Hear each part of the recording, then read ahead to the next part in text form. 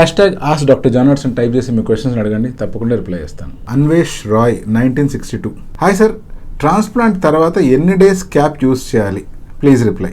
Hair transplantation జరిగిన తర్వాత cap ఎందుకు యూస్ చేయాలి అనేది ఫస్ట్ మనం ఆలోచించాలి.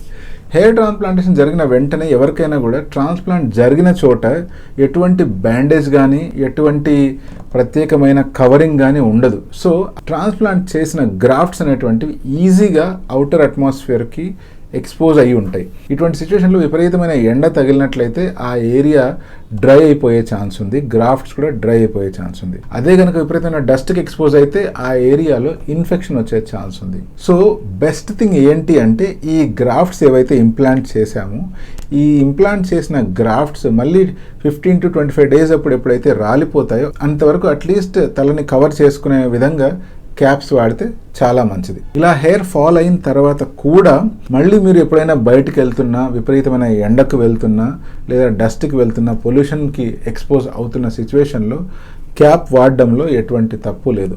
బట్ కంపల్సరీ ఎంతవరకు వాడాలి అని ఖచ్చితంగా అడిగితే కనీసం ఒక 3 to 4 months అన్న వాడితే మంచిది అని చెప్తాను. 3 to 4 months దాటిన తర్వాత కూడా ఎండకు కానీ వానకు కానీ విపరీతమైన క్లైమేట్స్కి వెళ్తున్నట్లయితే తప్పకుండా క్యాప్ వాడి మీ గ్రోయింగ్ హెయిర్ని మీరు కాపాడుకోగలరు.